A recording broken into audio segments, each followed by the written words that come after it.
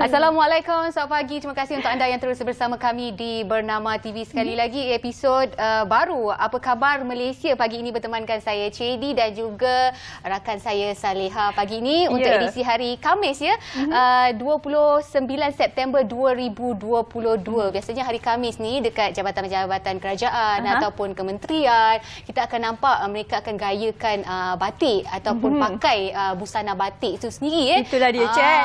Dan ambil aura tu. Dan masa yang sama kita rasa macam kita membudayakan seni warisan batik itu sendiri, Saleha. Betul. Dan seperti biasa kalau hari Khamis ni saya Nur Saleha Azmi akan bersama dengan anda mengugudi program Apa Khabar Malaysia. Kali ini sejam bersama dengan kami. Suka kita nak ingatkan. Kalau anda yang nak menonton kami secara di atas talian, anda juga boleh tonton kami di Facebook dan juga YouTube Bernama TV, dan juga kalau di saluran 502 seperti Cik katakan tadi lah, kita hari ni pakai batik merah dan saya juga colour yang begitu earth tone ni, sejuk je. Bright sikit lah. Saya punya, Saleha punya tone down sikit, earth colour. Betul tu. Setidaknya dalam masa sama kita rasa kita support lah seni warisan batik itu sendiri kan. Macam Saleha sendiri jauh pakai batik, orang kata wow.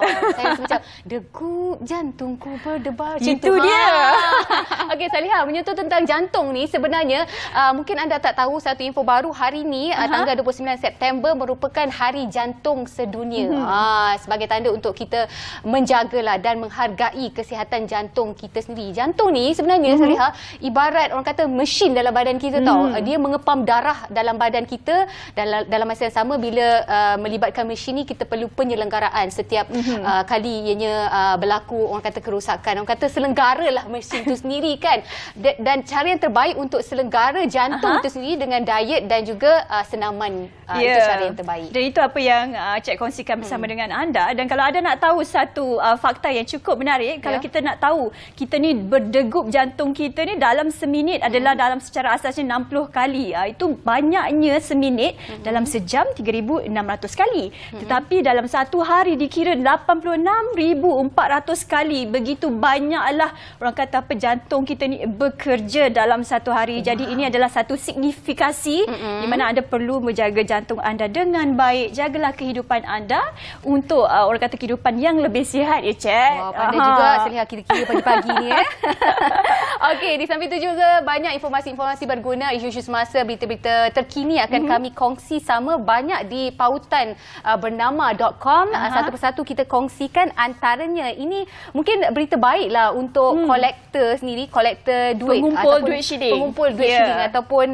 kolektor duit-duit shilling lama tu kan. Ini ada pengeluaran shilling baru di mana Bank Negara Malaysia keluar shilling peringatan sempena ulang tahun Kilang Wang yang ke-50 tahun, di mana Kilang Wang telah menghasilkan duit shilling yang cantik dengan reka bentuk yang disukai rakyat Malaysia lah sejak kita tahu 5 dekad yang lalu. Jadi untuk memperingati 50 tahun itu sendiri, Bank Negara Malaysia mengeluarkan shilling peringatan tersebut.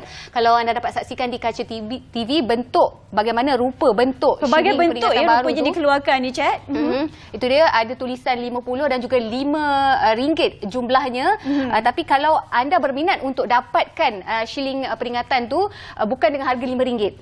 Dia dah jatuh banyak ringgit sebenarnya, jatuh kepada RM220 untuk sekeping shilling. Dan dia datang dengan satu set sebenarnya, ada 3 design ataupun 3 rekaan. Kalau kita beli semua dapat harga murah lah. Bank Negara Malaysia dapat kasih kurang sikit lah. Jadi siapa cepat dia yang dapat lah. Okey, kabarnya satu set ini berharga RM605. Ya, betul. Dia datang dengan pelbagai corak lah, seperti corak congkak. Dia ada juga dekat sini wow dan juga gasing. Simbol-simbol yang betul signifikan dengan kita kehidupan seharian sebagai rakyat Malaysia. Ya, betul. Okey, cepat-cepat untuk dapatkan. Kalau berminat, dapatkan sahaja di pautan website Bank Negara Malaysia. Kalau banyak permintaan, Bank Negara cakap siapa cepat dia dapat tahu. Tunggulah respon daripada Bank Negara, email daripada mereka untuk untuk dapatkan koleksi duit shilling terbaru pengeluaran kilang wang negara. Okey. Baik, kita beralih ke cerita seterusnya pula. Seterusnya kita mungkin nak berkongsi dengan anda semua berkenaan tentang purata jangka hayat rakyat Malaysia menurun. Ini adalah mengikut perangkaan daripada Jabatan Perangkaan Malaysia. Saya kira ini mungkin hanyalah sekadar statistik. Tetapi anda jangan risau. Seperti tadilah saya dah bincangkan dengan chat. Kita nak muhasabah ke? Kita nak takut ke? Kan? Jadi yang pentingnya kita menjaga diri sendiri dan juga kehidupan seharian. Dan yang pastinya nak panjang umur ni kena pandailah jaga makan, jaga persekitaran anda dan jaga diri anda. Betul tak, Cik? Ni rahsia awet muda macam mana?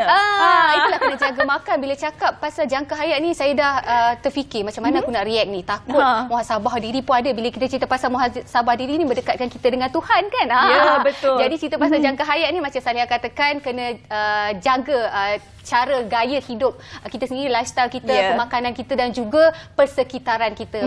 Pengambilan makanan itu penting untuk jangka hayat yang panjang. Tapi selebihnya kita serahkan pada Yang Maha Esa. Betul. Sebagai tambahannya yang Cik katakan tu kan, orang kata apa, jodoh, pertemuan, takdir dan juga mungkin ajal maut itu juga di tangan Tuhan. Jadi perlulah kita sentiasa berjaga dan juga menjaga diri kita lah yang penting. Dan seterusnya kita nak berkongsi kepada anda berkenaan tentang 96 pusat pindahan sementara sedia diaktif di KL dan Putrajaya. Dan ini adalah disebabkan kita asyik hujan je sekarang nak menghadapi musim monsun yang akan datang. Jadi diminta anda semua juga bersedia. Dan kita selalu sarankan kepada anda bersedia dengan beg kecemasan dan dalam itu letaklah peralatan yang kita panggil basic. Dan ini juga satu inisiatif yang cukup baik disediakan untuk daripada kementerian dan juga saranan kerajaan. Jadi sentiasa kita berjaga dan kita tahu hari itu ada kes banjir di Klang dan seperti di kampung saya di Baling Kedah berlaku banjir yang teruk bencana tersebut berlaku. Dan seperti yang kita sedia maklum, kita tahu setiap tahun ataupun bila tiba sahaja hujung tahun negara kita akan melanda perubahan monsun. Jadi tak ada alasanlah untuk kita tidak bersiap sedia untuk menghadapi bencana ataupun di saat-saat kecemasan ini. Dan mengikut ini laporan yang dikeluarkan, sebanyak 96 pusat pemindahan sementara PPS yang mampu menampung lebih 22,000 mangsa banjir di sekitar ibu negara dan Putrajaya sedia diaktifkan sebagai persiapan menghadapi banjir itu sepanjang musim monsun Timur Laut. Okey. Dan itu yang kita kongsikan berkenaan dengan banjir dan itu juga akan membawa kepada kita topik yang bakal kita bincangkan mengenai kesiagaan menghadapi banjir bersama tetamu yang itu akan kita sebutkan nanti Cik. Okey, dan mungkin sekarang kita nak bersama dengan di bilik berita perkembangan semasa dan juga ramalan cuaca mungkin. Tapi kita beri laluan dulu kepada Met Malaysia, Jabatan Meteorologi Malaysia untuk update terkini cuaca di Malaysia. Silakan.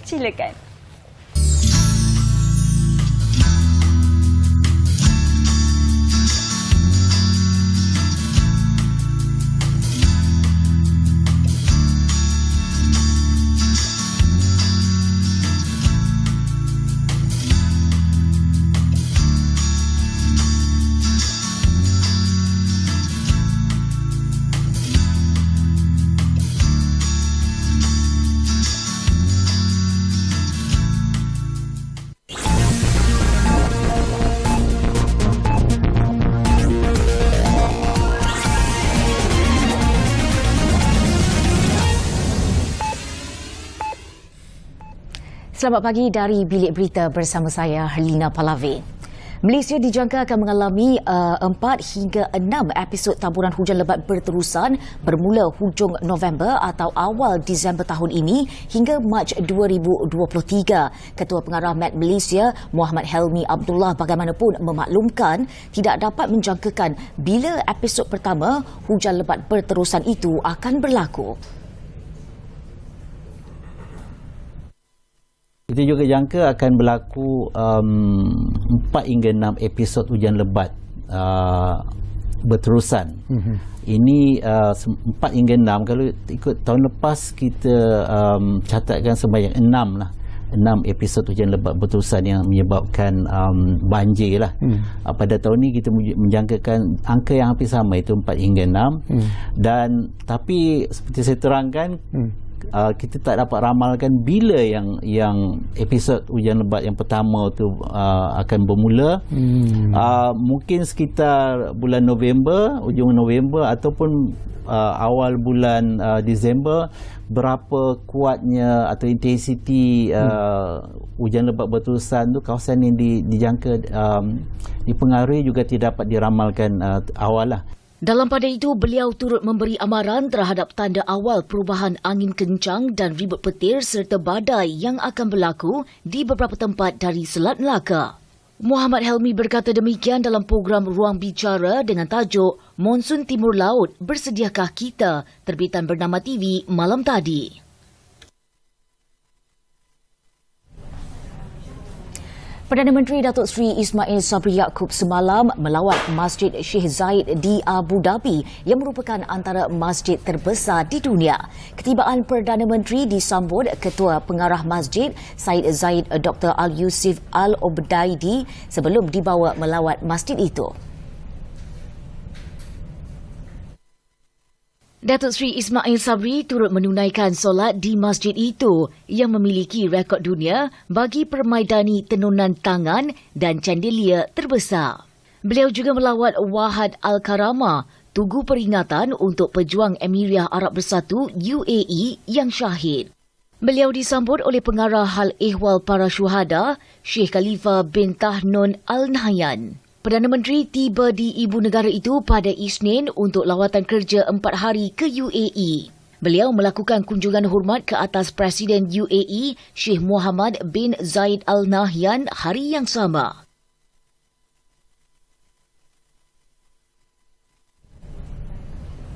Malaysia dan United Kingdom UK bersetuju memberi tumpuan kepada teknologi baharu muncul termasuk ekonomi digital dan keselamatan cyber. Perkara itu dicapai semasa pertemuan Menteri Komunikasi dan Multimedia Tan Sri Anwar Musa dan Menteri Teknologi dan Ekonomi Digital UK Damian Collins semalam. Timbalan Ketua Setiausaha Infrastruktur Telekomunikasi dan Ekonomi Digital Kementerian Komunikasi dan Multimedia KCOM MA Sivanesan berkata, mesyuarat dua hala antara kedua-dua menteri itu diadakan di luar persidangan Plenipotentiary Kesatuan Telekomunikasi Antarabangsa 2022 ITU PP22 di Bukares, Romania. Mesyuarat juga memberi tumpuan kepada pelaburan dalam industri teknologi digital kedua-dua negara. Sementara itu, Sivanesan berkata, Malaysia dan Somalia bersetuju untuk meneroka kerjasama dalam bidang keselamatan cyber dengan Cyber Security Malaysia, CSM menyediakan latihan dan kepakaran berkaitan. Ia antara persetujuan yang dicapai dalam mesyuarat dua hala Tan Sri Anwar dengan Menteri Komunikasi dan Teknologi Somalia, Jamal Hassan Khalif. Mesyuarat dua hala itu juga antara 4 pertemuan Tan Sri Anwar yang mengetuai delegasi ITU PP22 bersama rakan sejawatan dari UK, China dan Solomon Islands pada Rabu. Ketua Pembangkang Datuk Seri Anwar Ibrahim mendedahkan hasrat untuk bertanding dan merampas kerusi parlimen yang disandang oleh pengkhianat PKR dan Pakatan Harapan. Presiden PKR itu bagaimanapun tidak menyatakan secara spesifik mengenai kerusi parlimen yang menjadi perhatiannya. Kerusi yang bakal ditandingi Datuk Seri Anwar itu mestilah memberi kelebihan tambahan kepada PKR dan PH. Namun beliau memaklumkan belum ada pilihan parlimen untuk ditandinginya, tetapi tegasnya kerusi pengkhianat PKR dan PH dalam pertimbangan beliau antaranya di Gombak. Beliau berkata demikian pada sesi soal-jawab pada program Sembang Kencang KLS at Anwar Ibrahim, anjuran Kelab Wartawan Kuala Lumpur dan Selangor di Petaling Jaya semalam. Menurut Datuk Seri Anwar, ketika ini sentimen dan sokongan yang diterimanya di Port Dickson kuat dan lebih baik berbanding ketika bertanding pada pilihan raya kecil di parlimen itu pada Oktober 2018.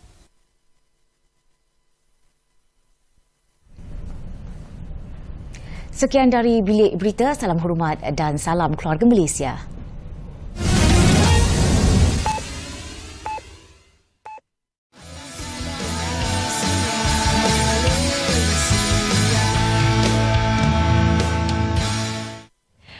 kembali bersama dengan kami di Apa Khabar Malaysia. Tadi kita dah berkongsi dengan anda juga Ijat ya, berkenaan tentang sekarang ni musim hujan, dari pagi sampai malam hujan je. Jadi untuk kali ini kita nak membincangkan berkenaan tentang kesiagaan banjir.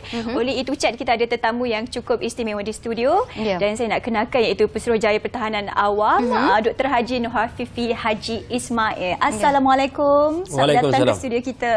Waalaikumsalam. Apa khabar pagi ni Doktor? Baik, sihat, alhamdulillah. Terima kasih kerana sudi meluangkan masa. Doktor sendiri tahu kadang-kadang nak menuju ke Wisma Bernama ni pun hujan renyai-renyai dekat luar sana. Hujan tak berhenti. Biasalah peralihan monsun berlaku setiap tahun di negara kita sendiri. Jadi bagi pihak JPAM sendiri, bagaimana persediaan menghadapi peralihan monsun ini di negara kita, dan dijangkakan kenyataan dikeluarkan oleh Met Malaysia akan berlaku banjir besar ataupun banjir teruk. Komen sikit daripada JPAM.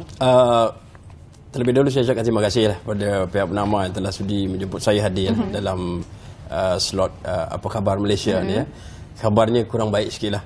Kalau kita lihat di saat ini pun, kalau semalam sehingga jam 8 pagi ni masih ada lagi 52 orang yang keluarga yang kita letakkan di pusat pemindahan.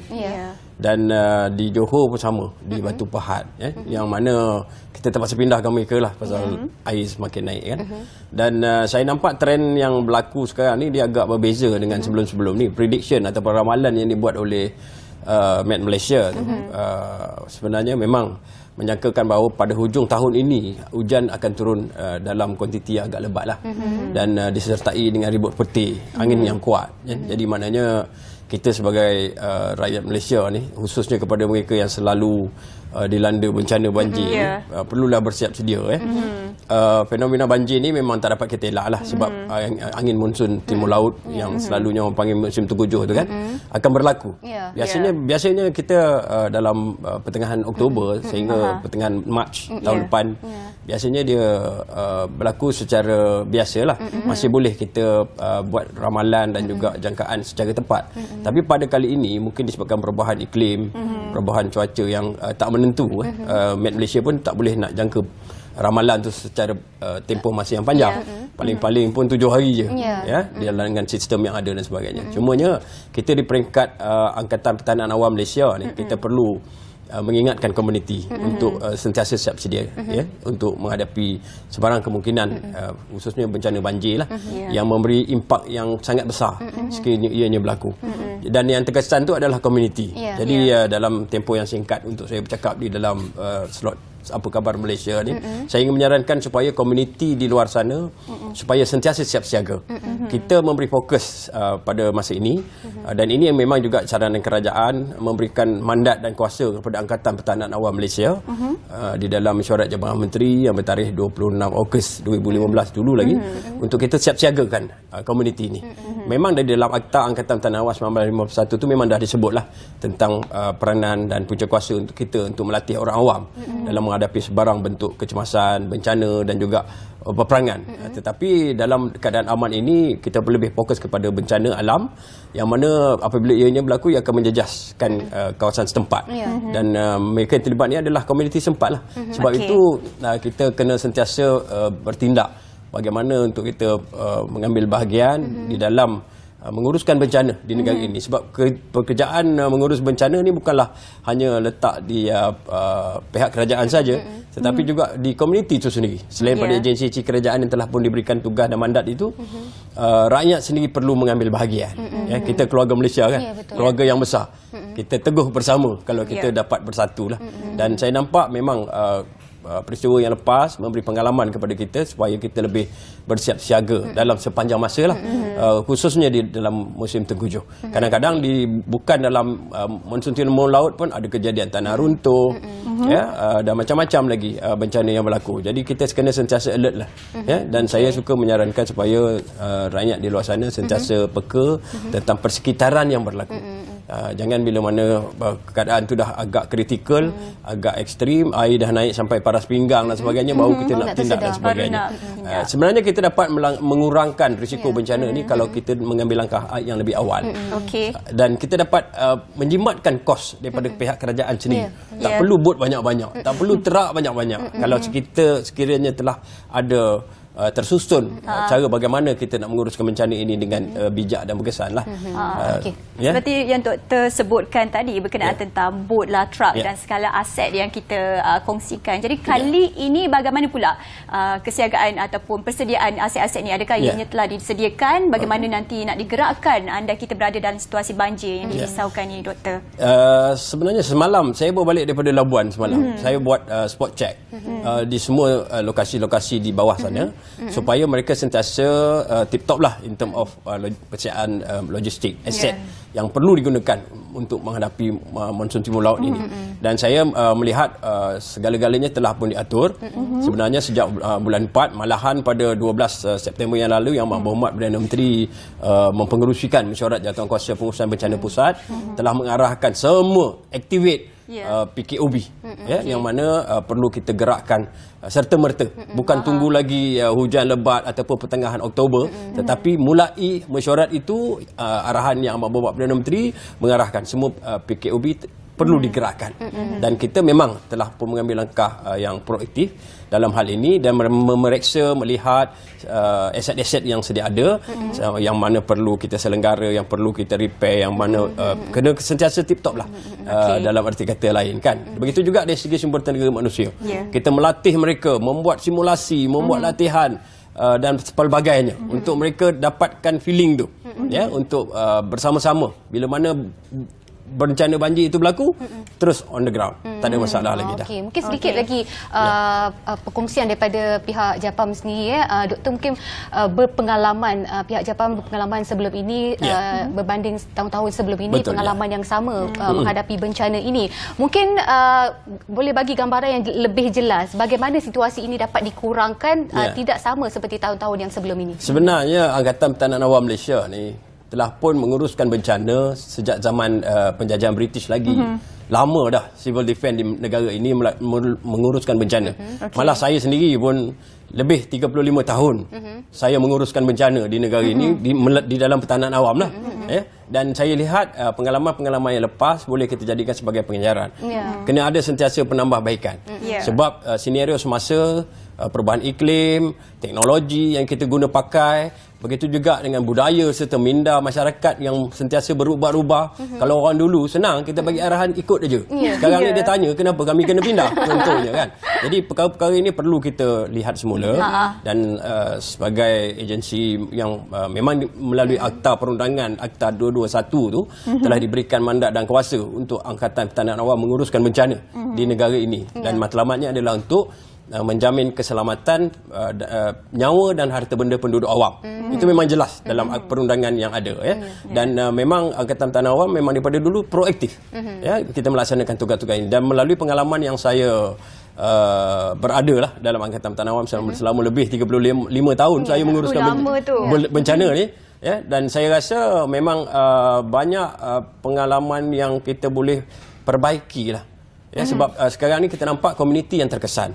Sebab itulah kita sekarang ni lebih memberikan fokus kepada komuniti di bawah sana. Kita tubuhkan satu kumpulan penduduk setempat diketuai oleh local champion ataupun pemimpin tempatan tadi untuk mereka memimpin pasukan-pasukan kecil yang ada di kawasan-kawasan mereka supaya bila mana berlaku sesuatu merekalah orang pertama yang bertindak yang boleh mengambil tindakan menyelamatkan nyawa dan harta benda penduduk setempat sementara menunggu daripada agensi-agensi Angkatan Pertahanan Awam dan lain-lain agensi yang menguruskan bencana. Sedikit perkongsian kesiapsiagaan kita sebagai individu dalam menghadapi banjir yang kita tahu bukan sahaja banjir bencana maupun di saat-saat kecemasan. Kita haruslah bersiap sedia. Apapun kita tak punya banyak masa, terima kasih banyak-banyak tuan ataupun yang amat setia Pesuruhjaya Pertahanan Awam Dr. Nur Hafifi Haji Ismail selaku Timbalan Ketua Pesuruhjaya Operasi Angkatan Pertahanan Awam Malaysia. Terima kasih kembali. Baik, kita akan berhenti rehat seketika, jangan pergi mana-mana tapi sebelum kita berhenti rehat, kita nak saksikan juga VT Koresponden dulu apa yang ingin kita kongsikan bersama dengan anda di Apa Khabar Malaysia hari ini. Saksikan. Tahukah anda, mengikut statistik, seramai 50 orang mati setiap hari di Malaysia pada tahun 2021 disebabkan oleh penyakit jantung. Penyakit jantung terus menjadi pembunuh nombor 1 dalam kalangan rakyat Malaysia sehingga ia merekodkan jumlah kematian tertinggi pada tahun lalu berbanding penyakit-penyakit lain. Sempena Hari Jantung Sedunia, kita akan mendapatkan fakta mengenai penyakit jantung bersama Dr. Teh Kai Chi, Fellow Clinical Cardiology di Institut Jantung Negara. Hai, selamat pagi. Nama saya Dr. Teh. Saya seorang doktor pakar jantung di Institut Jantung Negara Kuala Lumpur. Faktor-faktor yang menyebabkan risiko sakit jantung ni sebenarnya banyak dan ada 2 kategori, termasuk faktor-faktor yang boleh diubahsuai dan faktor-faktor yang tidak boleh diubahsuai. Yang tidak boleh diubahsuai termasuk faktor seperti umur, gender iaitu lelaki ke perempuan, keturunan dan genetik, dan juga faktor-faktor yang boleh diubahsuai seperti tabiat pemakanan yang tidak sihat, seperti pemakanan yang banyak kalori, banyak kolesterol, yang banyak garam, penyakit seperti kencing manis, penyakit tinggi kolesterol, penyakit tekanan darah tinggi, tabiat buruk seperti merokok, kekurangan exercise dan mengambil alkohol. Cara atasi penyakit jantung, bab kata pencegahan tu jauh lebih baik daripada mengubati. Jadi apa cara untuk mencegah sakit jantung? Kita kena mengamalkan gaya hidup yang sihat, seperti mengamalkan exercise lebih daripada 150 minit seminggu, mengamalkan pengambilan makanan yang sihat, lebihkan sayur, kurangkan pemakanan garam, kurangkan pemakanan yang tinggi kolesterol dan tinggi kalori, serta jauhkan diri daripada tabiat buruk seperti merokok dan ambil alkohol. Jantung kita hanya satu, jadi kita kenalah sayang jantung kita dengan baik-baik agar kita semua boleh hidup dengan sihat dan gembira. Sebenar Hari Jantung Sedunia, Institut Jantung Negara akan berada di Ipoh Perak dari 28 hari bulan September sehingga 2 hari bulan Oktober. Pelbagai jenis aktiviti akan diadakan seperti ujian saringan kesihatan, ujian ECG, ujian eko dan pelbagai aktiviti lagi. Orang ramai dialu-alukan untuk menyertai program tersebut untuk memastikan jantung kita semua sihat. Program akan diadakan dari pukul 10 pagi sehingga 10 malam.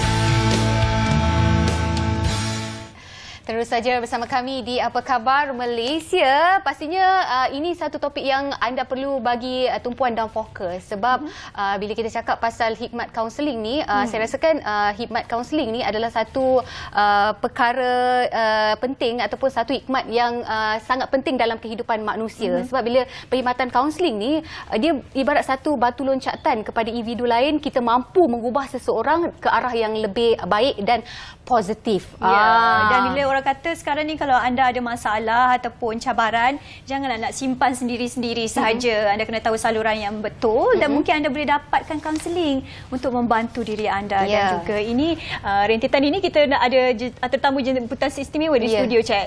Itu dia, bercakap tentang sambutan bulan kaunseling kebangsaan 2022. Tentunya kita bersama tetamu jemputan kita pada pagi ini. Kita ada Profesor Madya Dr. Wan Marzuki Wan Jaafar selaku Presiden Lembaga Kaunselor. Selamat pagi, Doktor. Okey, selamat pagi. Apa khabar? Alhamdulillah. Okey, alhamdulillah baik. Alhamdulillah. Terima kasih kerana sudi meluangkan masa. InsyaAllah. Seperti yang saya katakan tadi, salah satu hikmat yang sangat penting dalam kehidupan kita adalah perkhidmatan kaunseling. Perkhidmatan kaunseling ni saya rasa boleh membantu individu mengubah kehidupan secara total. Betul. Itu tak mustahil, Doktor. Mungkin Doktor boleh bagikan sedikit gambaran dengan lebih jelas jugalah bagaimana peranan kaunselor itu sendiri. Okey, so terima kasih. Kalau kita lihat peranan kaunselor ni sangat penting, terutamanya untuk membantu kepada kesejahteraan masyarakat. Kalau kita tengok di dalam kita dah lalui hampir 2 tahun pandemik dan sebagainya, sudah semestinya perubahan-perubahan ini memberi impak yang besar kepada kesejahteraan ataupun yang kita sebut juga kesihatan mental masyarakat. Okey, maka perkhidmatan kaunseling dan juga peranan kaunselor adalah sangat besar untuk kita pastikan bahawa masyarakat kita berada dalam keadaan yang sihat mental dia dan berfungsi dengan baik.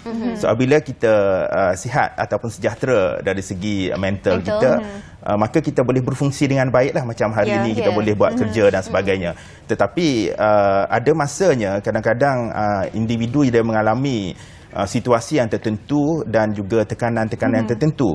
Sebab itu kita perlu untuk masyarakat dan sebagainya dapatkan perkhidmatan supaya kita boleh balik semula untuk membantu diri kita supaya kita boleh berfungsi dengan baik. Dan inilah akan memberikan impak kepada hidup kita dari segi produktiviti. Satu memang kegembiraan dalam hidup lah, kesejahteraan hidup, hidup gembira, produktiviti kerja dan sebagainya, dan itu akan memberi perubahan yang kita sebut tadi, totals kepada kehidupan kita yang lebih baik. Okey, menyentuh tentang kaunseling ni, sebab itu wujudnya bulan kaunseling Betul. yang kita dan raikan. sebenarnya yang bulan kaunseling ini adalah di bulan Oktober. Dan seperti yang doktor kongsikan tadi bulan ini kita akan nak mupuk bagaimana untuk nak menjaga kesihatan mental dan juga diri anda sendirilah menerusi kaunseling. Dan untuk bulan ini kita nak tanya kepada doktor apakah temanya dan yang apa yang ingin diterapkan dan disampaikan juga kepada keluarga Malaysia ni. Okey, terima kasih. So kalau kita lihat tema sempena sambutan bulan kaunseling 2022 pada tahun ini adalah emosi sejahtera, hidup bahagia. So maksudnya kita melihat kepada pentingnya untuk menjaga kesejahteraan emosi untuk memastikan setiap daripada keluarga Malaysia ini hidupnya adalah lebih baik. Sebab itulah tema yang kita pilih ini adalah emosi sejahtera, hidup bahagia. Okey, dan ini adalah selarilah dengan yang kita sebut untuk kita meningkatkan kesedaran masyarakat tentang pentingnya keperluan tentang perkhidmatan ini untuk membantu kita supaya kita menjadi individu yang lebih baiklah, yang lebih produktif yang saya sebut tadi kan. Sebab itu kita juga ingin mengajak individu-individu ataupun mengajak masyarakat keseluruhan untuk mendapatkan perkhidmatan kaunseling profesional di lapangan. Baik, sepanjang bulan Oktober ni pasti pelbagai aktiviti yang telah pun disusun atur untuk kita meraihkan hari ataupun bulan kaunseling kebangsaan ini. Mungkin doktor boleh kongsi sama antara aktiviti-aktivitinya. Okey, yang penting sekali yang saya nak kongsikan, kita akan adakan dahulu majlis pelancaran sambutan bulan kaunseling kebangsaan 2022 yang akan dirasmikan oleh Yang Berhormat Datuk Seri Rina binti Muhammad Harun, Menteri Pembangunan Wanita, Keluarga dan Masyarakat, dan insya-Allah yang bertempat kita akan lancar di Hotel Everly di Putrajaya yang bertarikh pada 4 Oktober 2022. Okey, itu adalah bermulanya pelancaran kita. Dan banyak aktiviti-aktiviti seterusnya kita harapkan setiap agensi, NGO dan sebagainya akan turut sama-sama dengan kita untuk menjalankan ataupun melaksanakan aktiviti-aktiviti seterusnya di peringkat agensi masing-masing, di peringkat komuniti dan sebagainya, untuk kita hasrat kita adalah sama-sama untuk kita membantu kesejahteraan masyarakat kita, kesejahteraan keluarga Malaysia lah, itu yang kita nampak. Dan sudah pasti banyak yang direncanakan untuk sambutan bulan kaunseling kebangsaan 2022 ini. Jadi kita nak tahu juga mungkin harapan dan juga apakah impak yang keseluruhannya diharapkan untuk sambutan bulan ini. Yang pertama, kita lihat yang impak yang pertama yang kita harapkan adalah kita nak memastikan bahawa perkhidmatan kaunseling ini dapat dibudayakan oleh masyarakat yang akan memastikan kita berfungsi secara lebih baik. Sebab itu adalah di antara saya sebut beberapa aktiviti yang kita akan adakan yang kita sebut sebagai jelajah kaunseling prihatin rakyat yang kita akan adakan di setiap zon, termasuklah di Sabah, Sarawak dan sebagainya, yang kita akan bersama-sama dengan komuniti. Dan ini saya pasti dengan kesedaran daripada pelbagai pihak, termasuklah sumbangan kaunselor berdaftar kita untuk terus membantu masyarakat akan memberi impak yang positif lah kepada keluarga Malaysia itu sendiri, insyaAllah. Salihah, alang-alang menyentuh tentang kaunseling ni kan, saya nak tahu juga pengalaman doktor berjumpa dengan ramai pesakit Kalau bercakap tentang kaunseling ni, ia berkait rapat dengan kesihatan mental kita sendiri. Betul. Mungkin bagaimana doktor melihat, doktor boleh bagi gambaran tahap kesihatan mental masyarakat Malaysia khususnya, doktor? Kita dari segi statistik yang tepat saya tak nilaikan, tetapi apa yang saya nak tunjukkan bahawa kita melihat impak kepada pandemik dan juga kepada ekonomi dan sebagainya itu memberi impak kepada kesihatan mental masyarakat dan sebagainya. Okey, sebab itu kita rasa perlunya masyarakat untuk terus bangkit untuk meneruskan kehidupan even though apa saja yang berlaku. Okey, kita memang perkara yang dah lepas kita tahu dia akan memberi impak kepada setiap individu, tetapi apa yang lebih penting adalah untuk kita teruskan kehidupan kita yang lebih baik, kehidupan kita yang lebih baik. Sebab itu kita harap dengan aktiviti-aktiviti sempena bulan kaunseling kebangsaan ini menjadi satu titik tolak permulaan tentang kesedaran kepada keluarga Malaysia ini tentang pentingnya untuk kita menjaga kesejahteraan diri kita.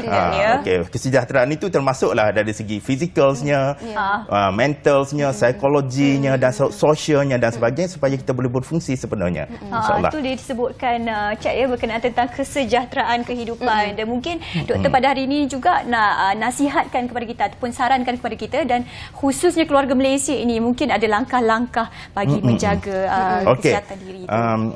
Penting di mana kalau kita tengok fokus perkhidmatan kaunseling itu juga selain daripada kita merawat, kita membantu, memberi treatment dan sebagainya adalah lebih kepada prevention, mencegah sebab kita sangat percaya bahawa mencegah itu lebih baik daripada memulih. Mencegah itu lebih baik memulih maksudnya kalau ada perkara-perkara peringkat awal, simptom-simptom awal terus untuk kita mendapatkan perkhidmatan. Okey, sebab kita tak nak nanti kita dah teruk baru kita dapatkan perkhidmatan. Tetapi bagi yang dah mungkin dah teruk dan sebagainya, perkhidmatan itu adalah wajiblah, sangat penting. Tetapi di peringkat awal lagi kesedaran bahawa di peringkat awal lagi kita harap masyarakat kita semua termasuk saya dan semua orang harus sedar bahawa gangguan emosi ini boleh berlaku kepada setiap individu, tetapi bagaimana kita nak menguruskannya. Sebab itulah peranan kaunselor selain daripada membantu membuat pemulihan, kita harap juga adalah lebih kepada pencegahan untuk mendidik. Sebab itu kita ada sambutan ini untuk kesedaran supaya masyarakat tahu bahawa pentingnya tentang kesihatan kesejahteraan diri ini untuk kita jaga. Sebenarnya doktor bercakap pasal kesihatan mental yang melibatkan kaunseling itu sendiri. Bila menyentuh tentang kaunseling ni, stigma masyarakat akan rasa macam kaunseling dengar je takut. Macam mana kita nak ubah stigma ataupun pandangan masyarakat tentang tak semestinya jumpa kaunseling orang yang bermasalah saja. Bagaimana nak ubah mentaliti itu, doktor? Sebab itulah saya nampak kita berada dekat media sosial dan peranan kita semualah, termasuklah di media utama, media alternatif dan sebagainya untuk kita terus mendidik masyarakat bahawa kaunseling itu bukan untuk individu yang bermasalah sahaja.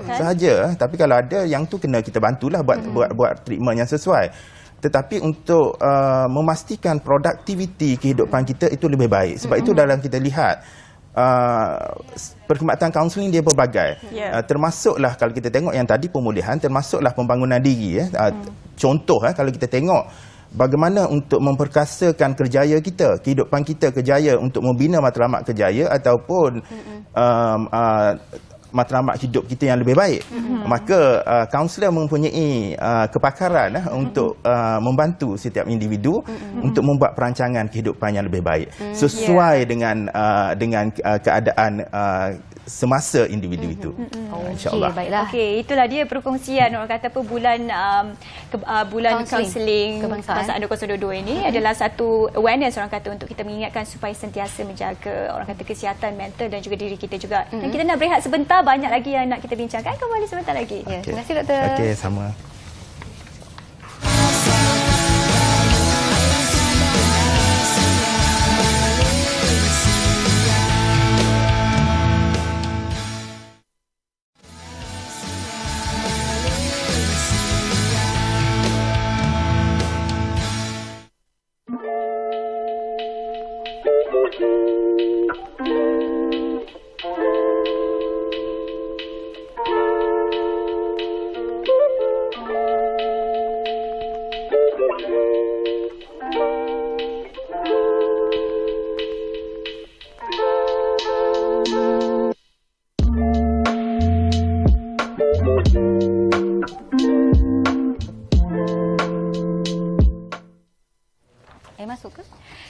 Okey, bersua kembali di Apa Khabar Malaysia, memandangkan 1 Oktober ni adalah hari kopi antarabangsa. Jadi kita sambut ataupun meraikannya dengan lebih awal lah, sebab hari Sabtu kita tak bersiaran kan.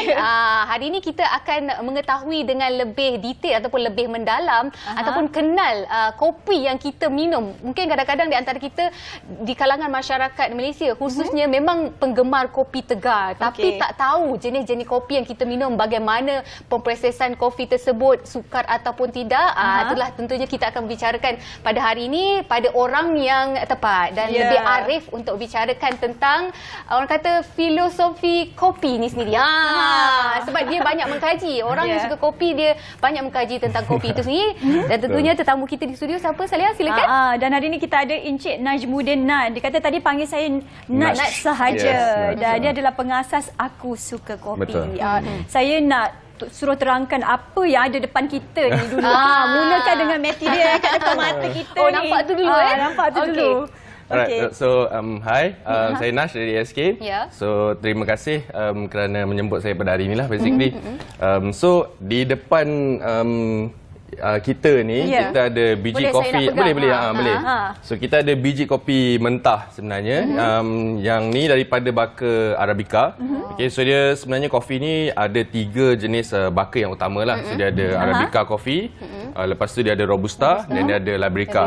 So perbezaan dia sebenarnya Arabica ni ditanam di tanah tinggi, Liberica dan Robusta ni ditanam di tanah rendah. Alright, so yang depan kita ni yang mentah, yang belum masak, dan dia daripada Arabica dan specifically from Indonesia. Nampak tak pengetahuan dia cukup luas tentang kopi. Jangan main-main, Saliha. Saya nak test sekali lagi. Apa kopi yang paling mahal di dunia? Kopi yang paling mahal. Okay, so sebenarnya dia baka yang utama tadi ada 3 tadi tu. So pecahan dia ada actually sangat banyak. So antara yang paling famous dan paling terkenal yang selalu diguna pakai oleh coffee brewers ataupun di pertandingan-pertandingan kopi serata dunia ialah ada satu baka ni nama dia Geisha. So baka Geisha ni is actually very orang kata memang selalu diguna pakai. Lepas tu dia punya kualiti, dia punya rasa is like very nice lah basically. So dia punya special of the beans ni Geisha ni yang paling menarik dia ialah para roaster kopi ni yang berada di seluruh dunia nak beli biji kopi baka Geisha ni, they have to actually bid. Dia kena bid untuk biji kopi tu. So bidding dia berlaku pada setiap tahun dan pada tahun ini dia punya bidding dia pecah rekod lah sebenarnya. So sekilo biji kopi Geisha ni mencecah $6,000. So dia memang super mahal basically. Saya tahu Black Ivory ataupun kopi lain. Kopi daripada Thailand itu. Thailand tu kopi tahi gajah sebenarnya. Tapi dah jatuh ranking kedua kopi tahi gajah. Memang pengetahuan Tuan Nash ni cukup meluas tentang kopi. Itulah dia. So kita nak tahu dengan lebih mungkin terperinci lagi ataupun bagi gambaran bagaimana Cik Nash ni terlibat dengan arena kopi ni sendiri. Okay, so just simple history, sebenarnya saya dah bermula dalam bidang servis sejak saya umur 15 tahun lah basically. So daripada sekolah tu actually saya start kerja dengan kedai mamak. Alright, so kerja kedai mamak, habis SPM, kerja kedai makan Melayu, kerja shopping mall and then up until 2016 baru saya betul-betul bermula bekerja di kafe di Shah Alam basically. So kafe tu masa tu diorang buat kopi tapi dia just buat kopi yang flavor ice blended apa semualah, dia tak betul-betul fokus. So saya switch bekerja dengan satu company daripada Australia. Mereka membuka cawangan mereka yang pertama di Damansara masa tu. So Australia, you guys pun mesti dah tahulah diorang memang like super into coffee apa semua kan. So pagi petang siang malam kopi. Yes. So basically diorang ajar betul-betul in detail pasal kopi, single origin apa, cara nak brew macam mana, house blend apa, even diorang lah yang mengajar saya macam mana untuk panggang kopi. So daripada situ sehinggalah ke tahun ini kita pun sekarang dah lebih fokus ke arah memanggang kopi sebenarnya. Sebelum ni kita ada kafe dekat Melaka sekejap, and then we close down kafe dekat Melaka tu, kita tutup. Sekarang kita dah beroperasi 100% di Shah Alam dekat Selangor. So kita buat wholesale, kita roast coffee iaitu B2C kepada customer, kita jual online platform. Lepas tu kita ada jual business to business, and then basically dekat kita punya roastery di Shah Alam tu pun ada kafe di mana orang boleh datang visit dan tengok kita punya processing, kita roasting semua macam mana dekat sana, and then boleh juga rasa the coffee bean tu. So sehingga sekarang ni kalau betul-betul dalam industri kopi dah daripada 2015 lah basically sehingga tahun ni. Agak lama juga tu kan. Dan sebagai seorang usahawan yang orang kata menceburi bidang dalam kopi ni lah mungkin nak bagi saranan ataupun nasihat kepada yang baru nak mulakan kafe ke nak adakan perniagaan yang berkaitan tentang kopi. So basically sekarang I think kita punya industri kopi ni especially dia mendapat populariti bermula daripada PKP. So I think PKP ramai orang kat rumah, dalam boring, je kan? terperak, so they buy coffee machine, orang beli coffee bean sendiri, buat kopi sendiri. Dah menjadi satu trend sekarang. Betul, correct. So sekarang kopi. pun actually kita banyak nampak trend tu, orang dah mula membuka perniagaan sendiri basically. So I think kita pun sebenarnya consultant. So orang nak set up coffee shop apa semua kita boleh bantu dia orang. So basically most people will have to understand, dia orang kena faham sebenarnya the process tu untuk build the brand, dia punya turun naik dia tu kan. Kadang-kadang mungkin berniaga hari ni ramai orang, besok tiba mungkin orang sikit kan. So dia punya turun naik tu tak semua orang faham. Lepas tu selain daripada itu sebenarnya dia punya costing pun main peranan juga. Ada setengah peniaga-peniaga dia mungkin tengok kopi tengah in ni dan berniaga lah. Lepas tu harga pun tak tahu nak tetapkan. Lepas tu mungkin main buang harga ke. So dia kena ikut all the proper procedure, lepas tu calculation ni semua kena betul lah. Baru insyaAllah the business will sustain lah. Okey, pandangan Cik Nas sendiri, trend kopi sekarang yang banjiri, kita tengok dekat, bukan saja dekat KL, seluruh Malaysia dah mula ada yang buka kedai, ada dah mula dengan kafe. Bagaimana pandangan Cik Nas sendiri, persaingan pembuatan kopi itu sendiri? So dia memang very kompetitif sebenarnya, tapi dia punya advantage ialah pada brand ataupun pada businesses yang fokus kepada education.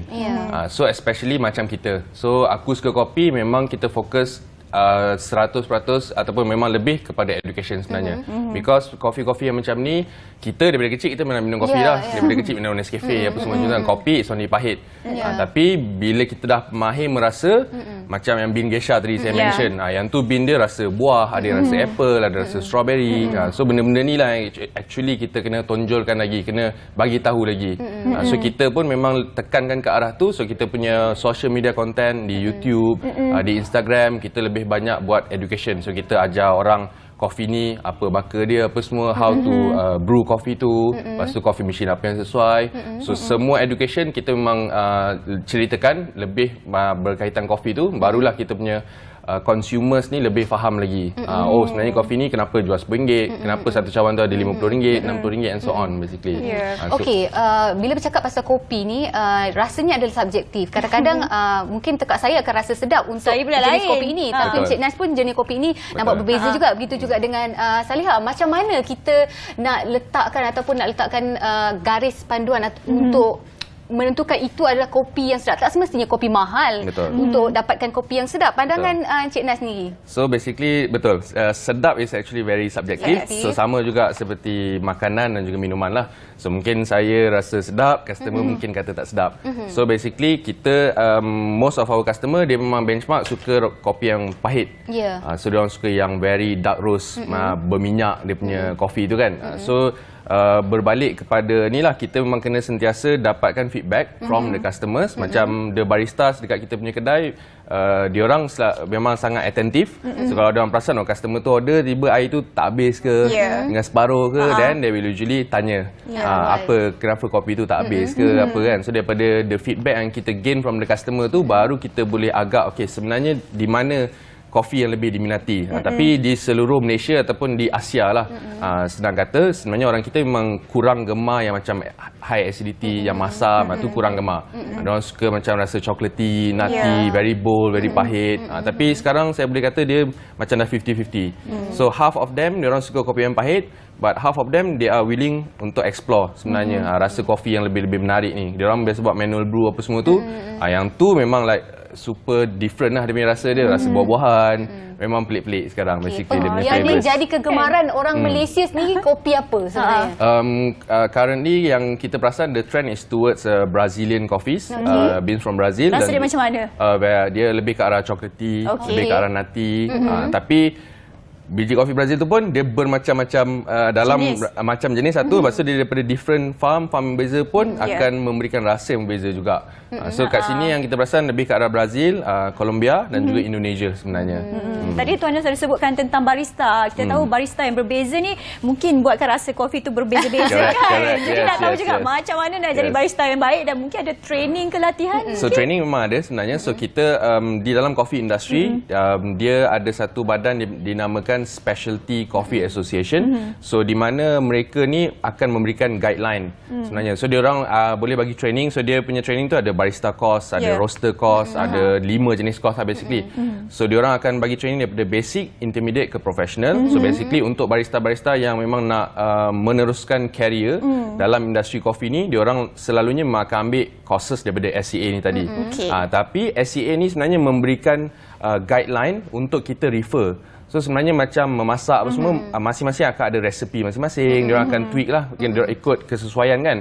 So macam di kedai kita pun kita akan memberikan SOP. Okay, so still customers memang akan ada preference. Macam saya kerja dulu, macam customer tu siap saya dah buat kawan kan, macam tanya, oh hari ni kau kerja tak? Kalau saya cuti, dia pun tak datang.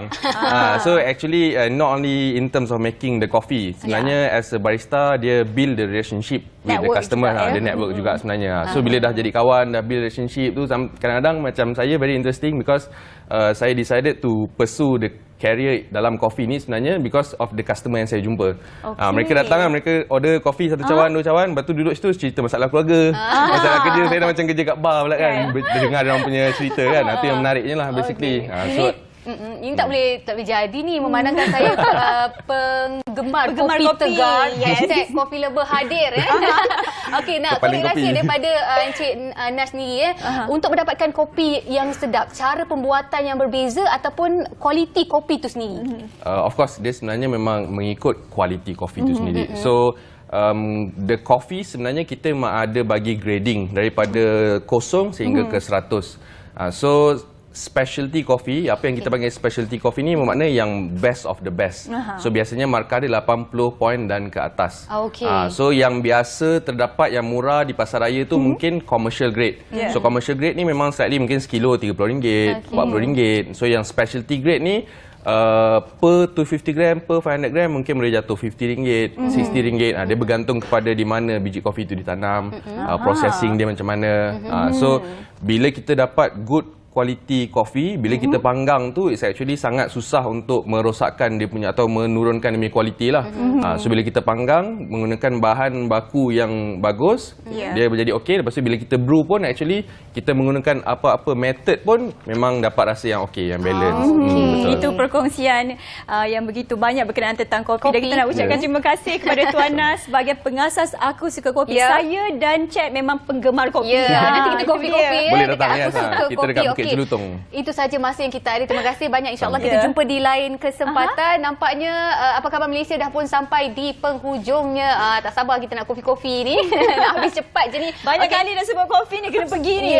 Sampai di sini saja pertemuan kita. InsyaAllah kita jumpa di lain masa. Jaga diri, jaga makan, jaga pakai anda dan jaga kesihatan. Okey, sampai kita jumpa lagi. Assalamualaikum. Saya Nur Sara Azmi. Sehingga berjumpa lagi. Assalamualaikum. Senyum segar di pagi hari.